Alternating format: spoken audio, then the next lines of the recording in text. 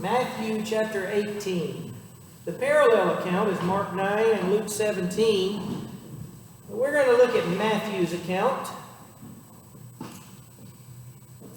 Matthew chapter 18, Jesus and his disciples are in Capernaum. And the disciples ask Jesus a question. Look at the first 4 verses. At that time the disciples came to Jesus, saying, "Who then is greatest in the kingdom of heaven?" Oh boy, what a loaded question.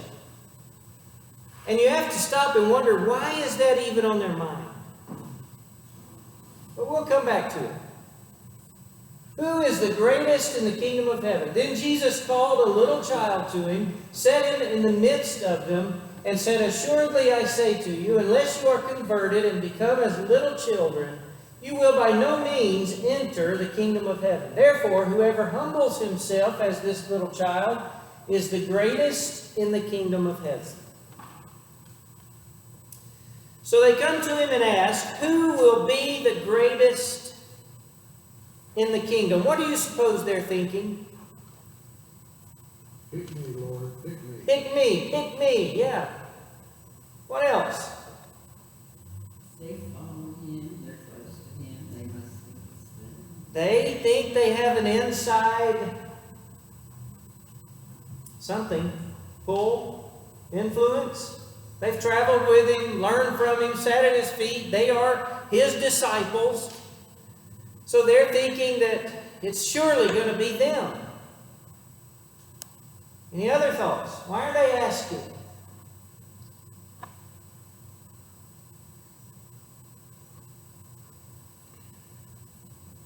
In context, they were arguing about who was the greatest.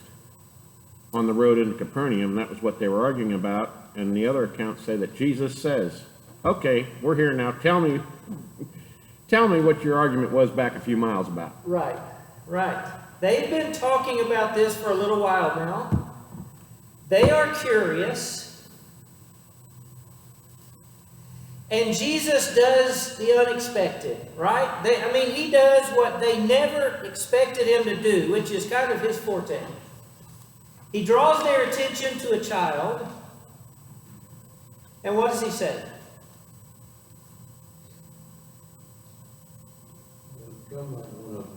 Unless you become like this little child. The NIV says, unless you change and become like little children. Forget which version I picked here, but I think it's, the RSV. Who then is greatest in the kingdom of heaven? Jesus said, "Assuredly I say, unless you are converted and become as little children, you'll never enter the kingdom." Now think about that answer. Because we have a certain way that we translate this or interpret this that is a pretty traditional way. Unless you change and become like little children, you'll never enter the kingdom of heaven. What do you suppose he meant? They need to repent from the way they're thinking. Okay, repent from the way you're thinking. Humble. Okay, be humble. Be filled with humility. Dependent. Repent. Dependent. Oh, dependent. Yeah. Okay. Jesus tells the disciples, the one who assumes a humble position like a child will be the greatest in the kingdom. Verse 4.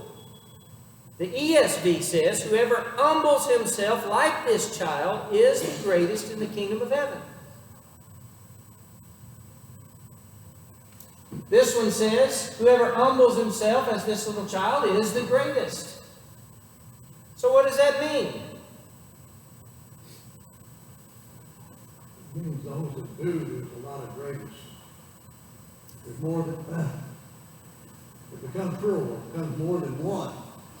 They're looking for an answer of the one.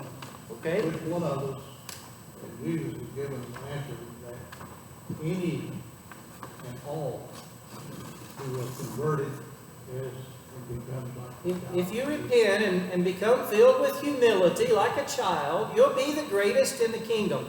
We're going to come back, but let's look at the next verse, couple of verses. And whoever receives one such child in my name receives me. But whoever causes one of these little ones who believe in me to stumble, it's better for him that a heavy millstone be hung around his neck and that he be drowned in the depth of the sea.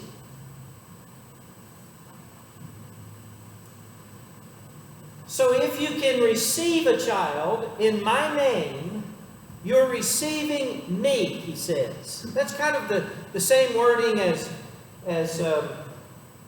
he would use a few chapters later when you give someone a cup of water, when you clothe them, when you visit them in prison.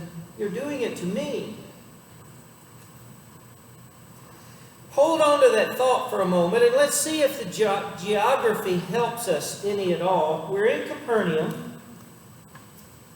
Capernaum sits on a wide tract of shoreline on the northern edge of the Sea of Galilee. It is positioned between the sea and a large pile of basalt rock, volcanic rock. Okay, it's positioned between the two. It's advantageous for a couple of reasons. The town is located right on the Jordan River, or close, just west of it. Puts it near the border between two first-century political districts. The Jordan River is the boundary. On the Galilee side, Herod Antipas is the Herod. On the Gaulonitis side, Philip is the Herod. So it puts you right there. It's a border town. It has sort of these borders on the north and south that are geographical borders, and east and west that are one right in the middle that is a political district. You have this rock. This is the best picture I could find that's taken in the area. There's just tons and tons of that rock. It's old volcanic basalt rock. It has a positive influence on the life of the local residents. It's hard, durable rock. It makes for good building material. And it erodes very, very, very slowly. A lot of Galilee is limestone, which erodes a little bit faster. This is not eroding nearly as quickly, but when it does erode, it makes the ground very fertile. So, not only do we have the border, which means a lot of traffic, the sea, which means a lot of fishing, the rock, which means a lot of building materials, the agricultural ground, which means a lot of good farming. This is just an ideal spot. Okay, so Capernaum is just a great, great place for a lot of reasons. And the residents of the town would make agricultural tools from this rock. Here's a sample of one of the millstones that they would make in the, I don't know what you call all of that stuff, but the round thing is the millstone, right? So they would make olive presses. They would make the little mortars that they've dug up tons and tons and tons of mortars and presses. You know what those are, the handheld ones? All the way up to large industrial millstones. Now the small grinding stones that you would use in your house had a slightly concave stone base. You put the grain in there, you've got a handheld stone, and you kind of grind it yourself. It's not easy. It's not like putting it in a mixer today, or what do you call it's not a food processor. That's what I'm thinking of. Inside the house, you would have those hand mills, or the mortar and stone. You would have a hand mill that had two circular stones that rested on each other. You would put grain in between them. The top stone is rotated, and it created a milling action.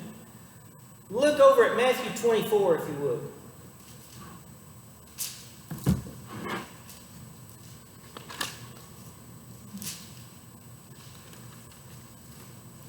24:41. 2 women will be grinding at the mill. One will be taken and one is left. That's probably one of these more household type mills that we're talking about here. But there were also very large millstones, and the word for those is similar to the word for donkey, because it was a donkey that would often be used to move the stone. Well, daily life in Capernaum revolved not only around the rock, but also around the sea. They had 5 miles of shoreline between Jordan. They had several freshwater springs just west of town. There were 8 large stone piers that the archaeologists have uncovered the remains of right at the sea. So they were one of the largest fishing towns around the perimeter of the sea. What I'm trying to get you to see is Capernaum's got a lot going for it, right? A lot of opportunities. Fishing, farming, industry. It served well. It also has the north-south trade route. Okay, you see the red line. Capernaum right up here just north of the sea. These red lines are trade routes. The one going right through Capernaum is an imperial trade route. Runs along the flat Mediterranean, turns inland to connect with the northwestern shoreline of the sea. It continues along the northern perimeter of Capernaum, crosses the Jordan, continues on up into other parts of the world. Since Capernaum is located near an artery road, it's close to the political border between Galilee and Gaulonitis. Who lives there?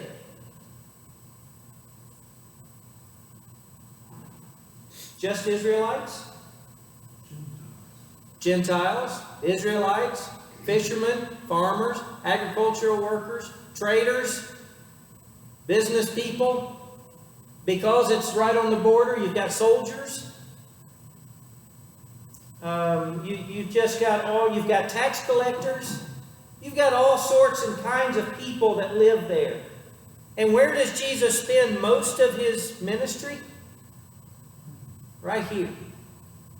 This is home for him. This is where he spends. And within probably a 15-mile radius, he does, I don't know, but a very large percentage of his ministry for 3 years is right there. It's a very diverse population. Now let's go back to Matthew chapter 18. In these first few verses, I want you to go back and hold a finger at 18, but go back to 16. Remember, we went up to Caesarea Philippi. And while we were there, Jesus and his disciples are having another similar conversation.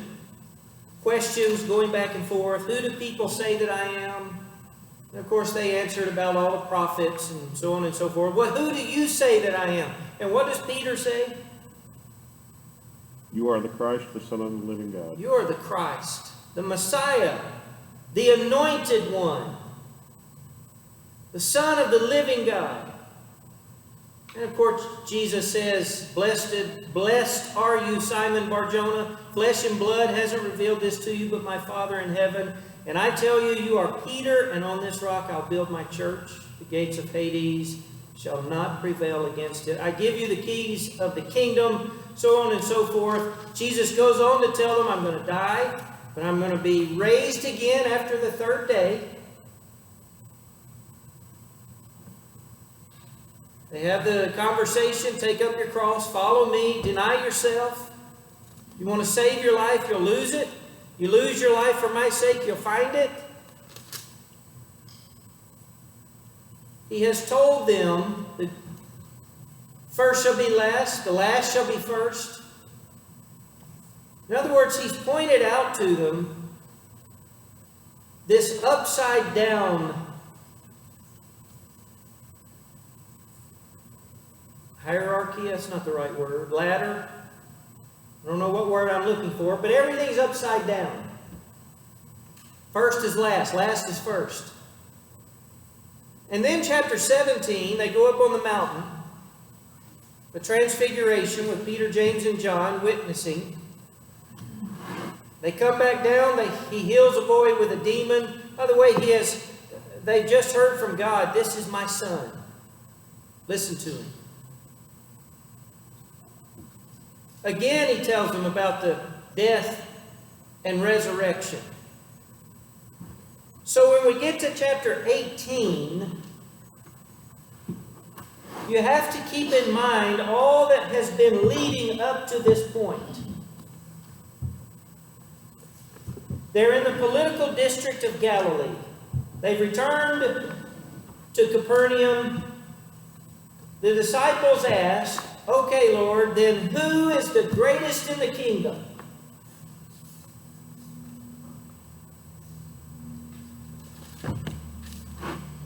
What's their point? What do they want to know? Which one of them does he like best? Which one of them does he like best? Seems like you're leading to the fact is that you have all of this in this clay, and then who's the greatest among that? And of course, being a Jew, you know what that answer is going to be, right? Is that where you're leading? Well, sort of. What I'm leading to, I guess, is the mirror is still foggy. It has moments of clarity. They understand from time to time. I mean, when he calms the sea, which we just looked at a few weeks ago, they're terrified, but they fall down at his feet and worship him. There's a brief moment of clarity, but it fogs back up.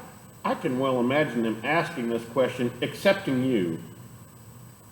You know, I think by this time they understand he's the king. Yes. They want to know who's the top dog after you. Yes. The general, or whatever. Whatever you want to call it, Whatever you right-hand wanna call it. man or... To them, it seems it's still physical. That's what I think they are thinking. To them, it is still physical. They just don't get the concept that the first is going to be last, the last is going to be first. So when they are asking, who's the greatest? He happens to see a little child and brings him over there into their midst.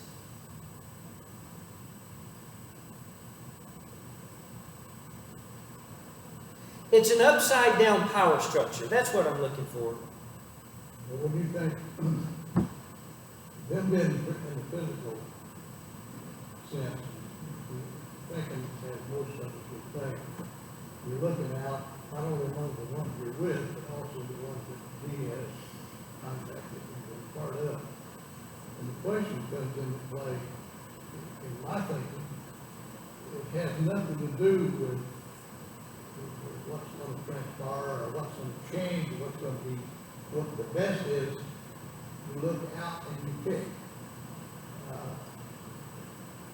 don't know if I'm making sense, but it's sort of like here in this audience, and the question was to come up in this audience. You said, who is the greatest among this audience? And my first impulse would be, I'd look around and I would pick because of the physical and all of the aspects that go along with that. Possibly education, personality, etc., etc. So it's all physical. And to me, that's all they could see, and that's where the question comes from. Because they could, obviously they didn't see, they had no idea that this was going to go to something that had to do with conversion. The one thing we know, it's coming from a prideful point of view. Because it's a prideful question. Well, and even in his answer, how many times did he say the word humble? Yeah. Right. That tells Just you- rubbing it in. Yeah, that tells you what he's answering. He's Yes. answering the point of the question. Yes. Neil? And I agree, I think that in this instance here, he's actually rebuking them by saying, if you don't change your way of thinking, you can't even take a peek into the kingdom. That's right. So wait a second. Jesus actually corrected his own disciples? Several. What? It's coming from Well, they a were prideful- good, sweet people. It's a prideful place that they're in. And Jesus has been saying, well, not just Jesus, God even said, this is my son.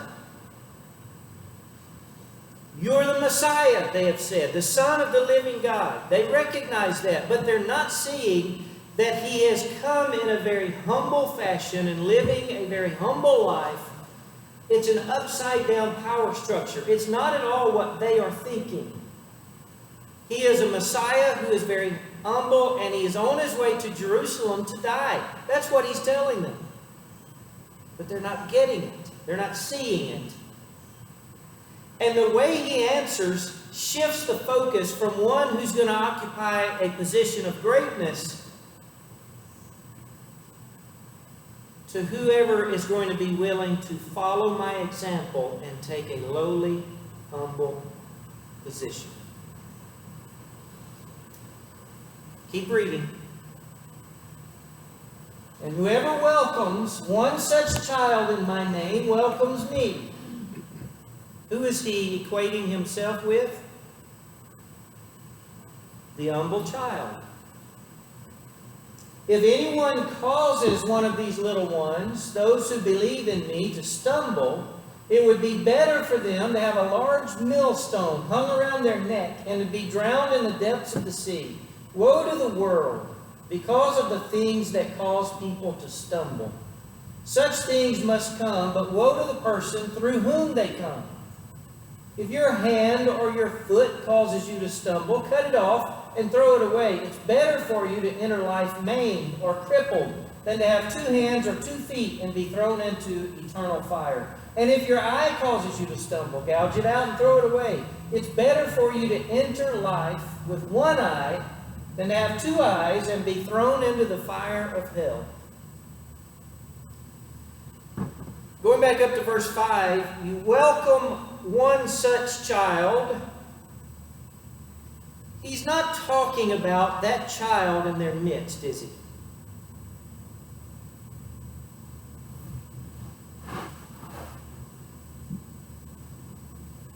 If you welcome the one who has humbled himself and taken a lowly position, but he clarifies it even more. Those who believe in me. Then you welcome me. If the person assuming a childlike position is the greatest in the kingdom of heaven, and if welcoming such a person in the name of Jesus means welcoming Jesus himself, then where does the respect go? Whom should we respect? Jesus, and who else? And the person. Whoever has humbled themselves and taken a lowly position. Oftentimes, though, who do we respect?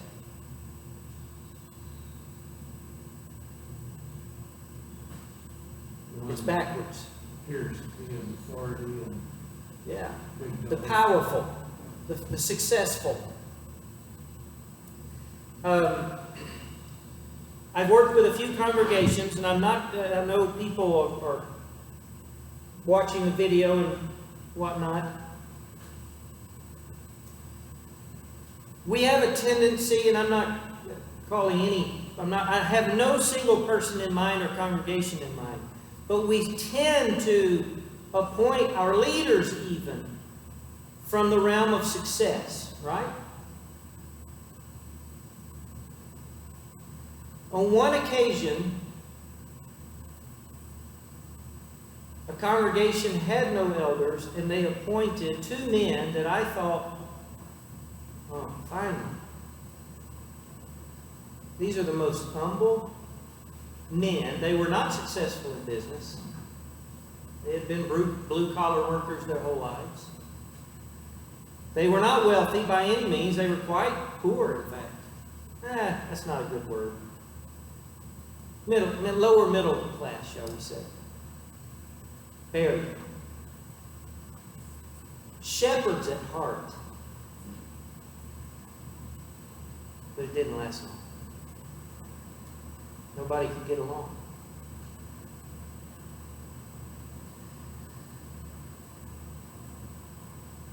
Jesus is saying the power structure is reversed in the kingdom.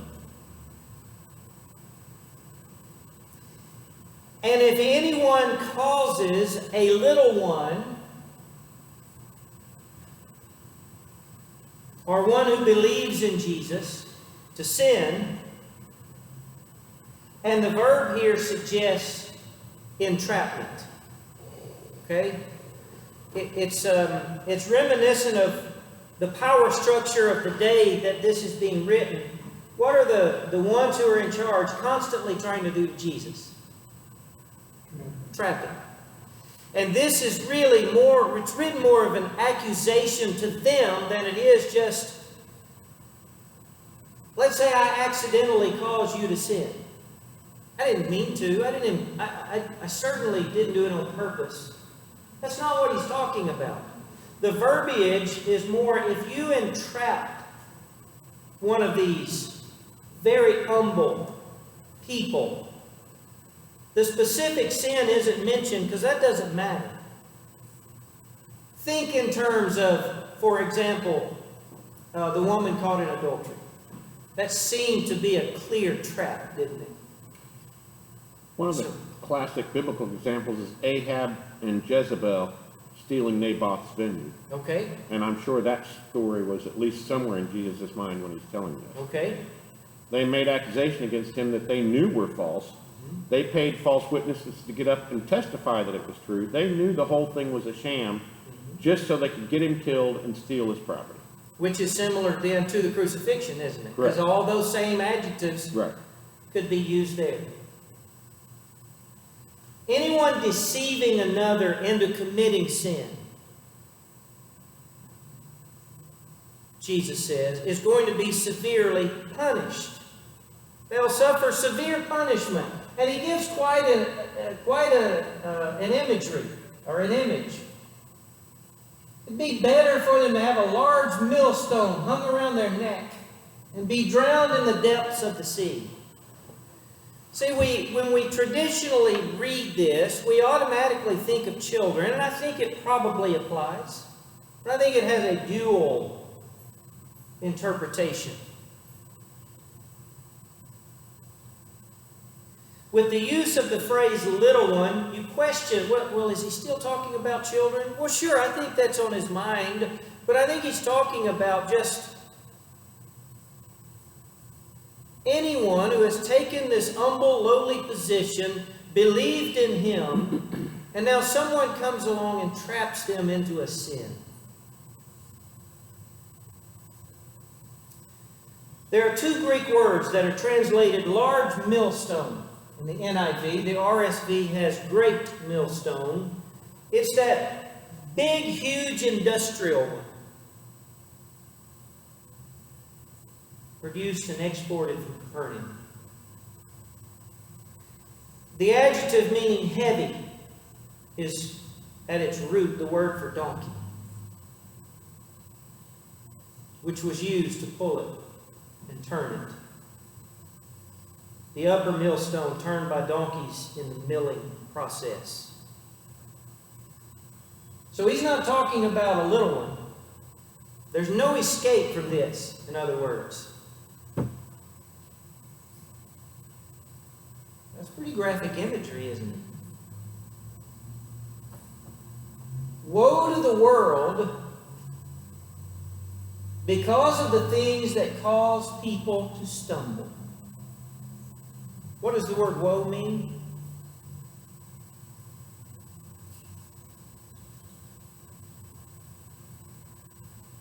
Be careful, watch out, warning. There are things that cause people to stumble. And he says such things must come, but woe to the person through whom they come. If you're the one responsible, watch out. Be careful. Consider yourself warned. If your hand or your foot causes you to stumble, cut it off, throw it away. Literally, I don't think any of us have hands or feet. Jesus very often uses hyperbole. What does hyperbole mean? Do you remember from grammar class what hyperbole is? A gross overstatement. A gross overstatement. Over-exaggeration to make a point. Your hand or your foot causes you to stumble, cut it off, throw it away. It's better to enter life maimed or crippled than to have 2 hands or 2 feet and be thrown into eternal fire. Well, he's getting down to business. He's meddling now. He's just gone to meddling, right? It's important to remember he's saying this to his own disciples. He's Yes. not saying this about the Pharisees. He might be implying it to them, but he's saying this to his own disciples. Peter's going to struggle with this, right? Way on down the line with Gentiles. Maybe not entrapping, but he's going to struggle with some of this. Verse 9, if your eye causes you to stumble, gouge it out, throw it away. It's better to enter life with 1 eye than to have 2 eyes and be thrown into the fire of hell. One place I was preaching, we had a gentleman in town who was a street preacher. You know what I'm talking about? He didn't have a literal soapbox he stood on, but he did have a megaphone, and he would stand out on the corner and preach.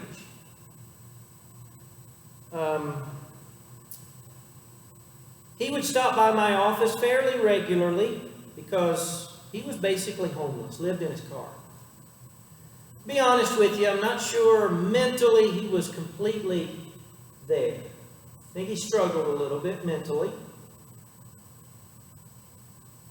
But he was well-intentioned. He had served time in prison for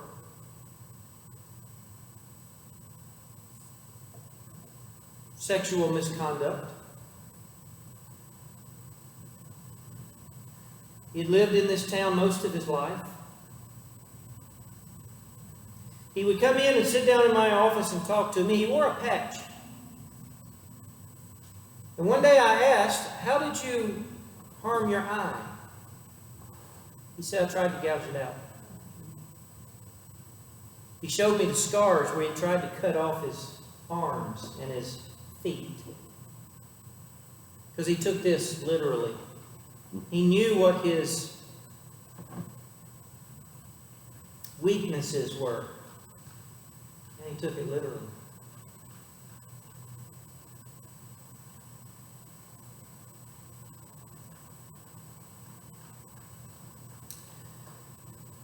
I don't think Jesus is speaking literal unless that's the only way you can keep from sinning. But really, sinning is not so much about the limbs as it is the mind, the choices we make.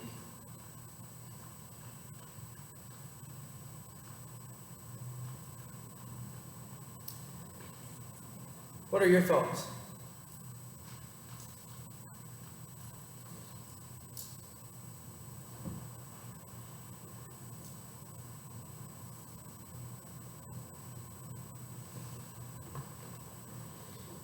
Go with me to Luke 17.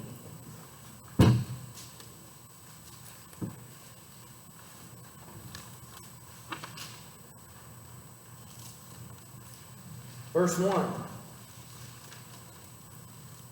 Luke 17:1.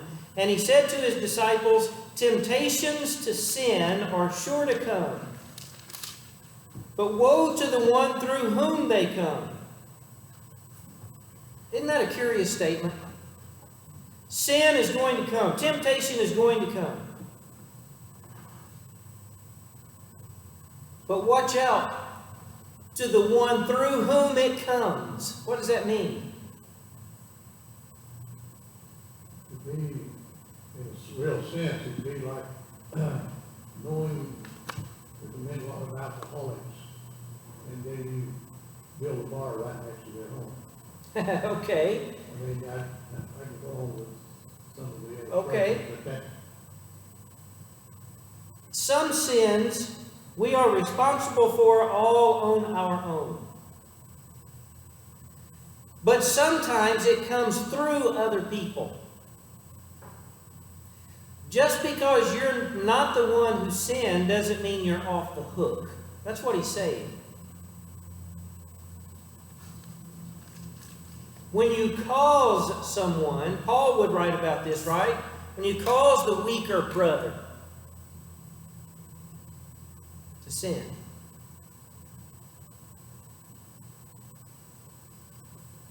Verse 2, it would be better for him if a millstone were hung around his neck and he were cast into the sea than that he should cause one of these little ones to sin.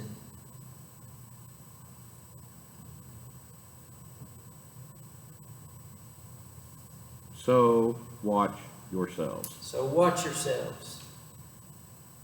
And then he goes on and talks about sin, repentance, forgiveness. How many times? It goes along with watch out who you go around with. Watch out who you go around with. Maybe you would have kids. Yes.